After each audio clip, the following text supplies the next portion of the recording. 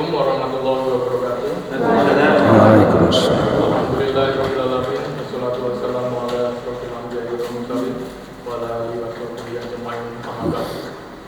Bapak Ibu jamaah Majelis Al-Jannah Pengadilan Agama Wonosari yang saya cintai dan saya banggakan, seperti yang telah diberitahukan dan diumumkan oleh takmir Masjid Mushola Al-Jannah Pengadilan Agama Wonosari sebelumnya, bahwa kita pada sore hari ini akan mengadakan kajian atau tausiah rutin Pengadilan Agama Wonosari, yang mana pada hari ini Selasa 11 Juli 2023 akan dibawakan oleh Kiai Haji Husain Rahimahumullah.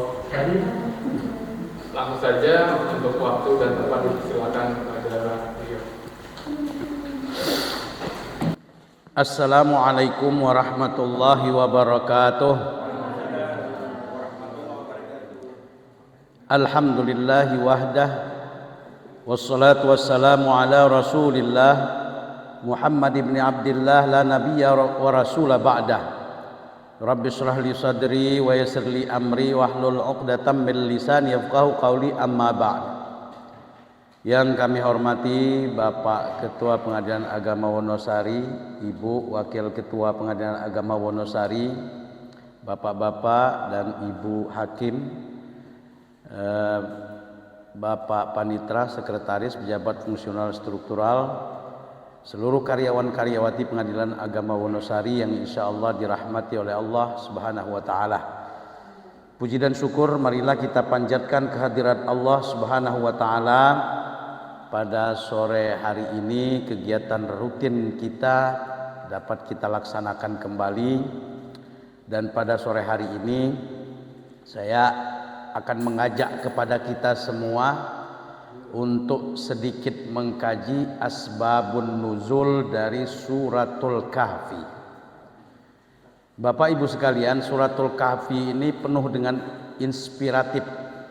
Isi dari suratul Kahfi ini banyak kisah-kisah inspiratif, banyak hal-hal yang dapat kita ambil untuk pedoman kita dalam mengisi hidup dan kehidupan ini.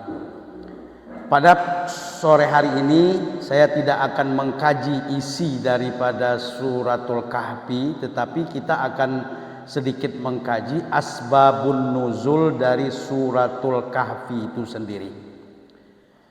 Bapak Ibu sekalian, dikisahkan bahwa pada zaman dahulu ketika Rasulullah mulai menyebarkan Islam sudah mulai tersebar di kota Makkah. Para kafir Quraisy sudah hampir kewalahan Kemudian diutuslah dua orang pemuda Quraisy menemui seorang pendeta yang ada di kota Madinah. Karena di sana terkenal ada seorang pendeta yang alim, bijaksana. Di sanalah dia diutus untuk bertanya kepada pendeta itu. Sampailah dua pemuda ini kepada pendeta itu dan menceritakan bahwa di Mekah ada seorang yang mengaku sebagai seorang nabi. Apa yang harus kami tanyakan kepadanya? Bagaimana cara kami menguji kenabiannya? Jadi pendeta ini berkata, kalau memang benar dia seorang nabi, tanyakan kepadanya tiga hal. Yang pertama, tanyakan tentang kisah pemuda yang bersembunyi di dalam gua pada zaman-zaman terdahulu. Yang kedua, tanyakan ada seorang pemuda yang mengembara mengelilingi dunia dari barat sampai ke timur. Yang dimaksud di sini adalah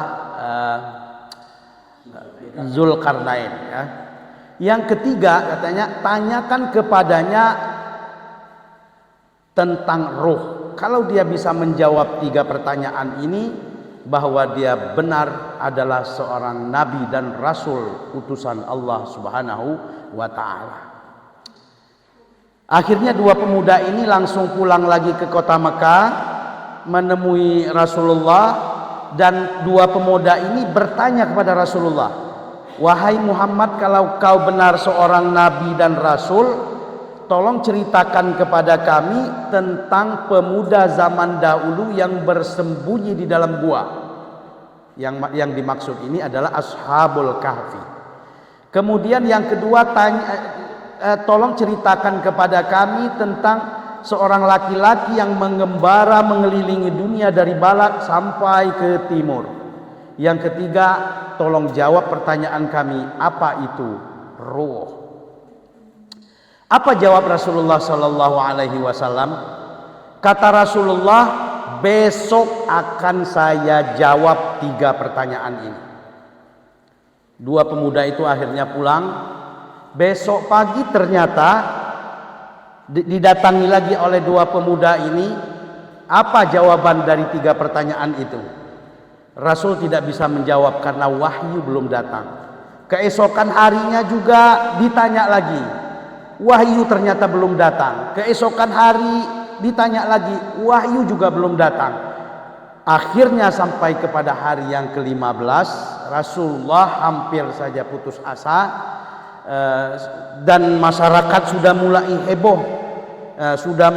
Masyarakat kafir Quraisy sudah mulai heboh ini menyatakan bahwa ini dia adalah bukan seorang nabi, karena contohnya ada 3 pertanyaan yang kita tanyakan sampai sekarang nggak bisa dijawab olehnya. Akhirnya pada hari yang ke-15 turun malaikat Jibril. Turunlah malaikat Jibril menurunkan suratul Kahfi. Turun ayat suratul Kahfi ini yang salah satu di antaranya menjawab pertanyaan tentang Ashabul Kahfi. Ashabul Kahfi itu ada sekelompok pemuda pada zaman itu yang raja yang zalim, kemudian dia melarikan diri bersembunyi di dalam gua. Berapa lama dia di dalam gua?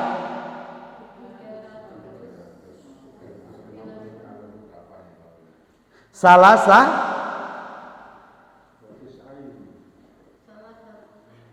300 tahun 9 hari. Jadi 309 hari pemuda ini bersembunyi di dalam gua. Kemudian di dalam suratul Kahfi juga dijawab pertanyaan dari kafir Quraisy ini tentang pemuda yang berjalan dari yang mengelilingi dunia ya, dari barat sampai ke timur itu, yaitu Zulkarnain.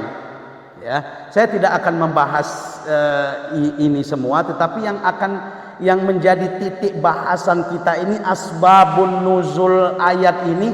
Kenapa kok sampai hari ke-15 baru diturunkan ayat ini? Salah satu ayat yang ada di dalam suratul Kahfi ini, Rasul diingatkan oleh Allah Subhanahu wa taala. Di dalam ayat itu dikatakan wala taqulanna li syai'in inni fa'ilun dzalika ghada.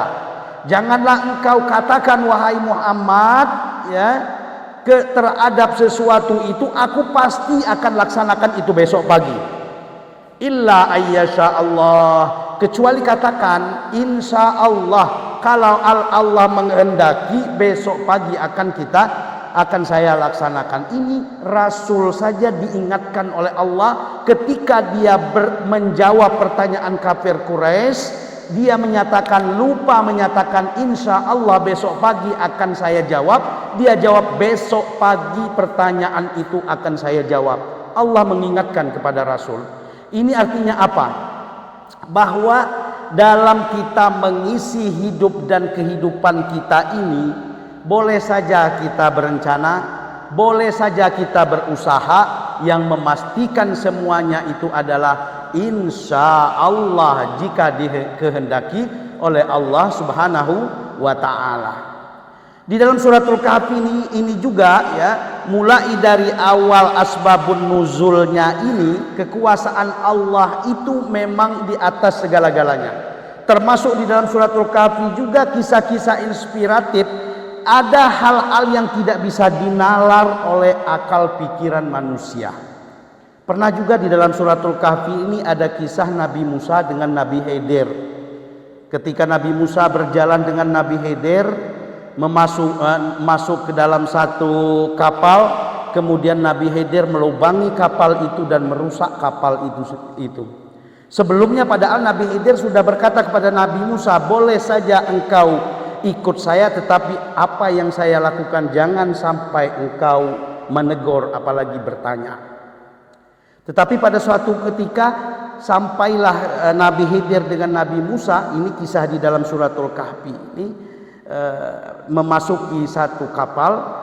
Ternyata kapal itu dirusak oleh Nabi Khidir. Nabi Musa menegur Nabi Khidir, kenapa engkau rusak kapal ini? Ini menurut nalar akal pikiran, merusak barang orang seperti itu adalah sesuatu perbuatan yang jahat, perbuatan yang tidak baik.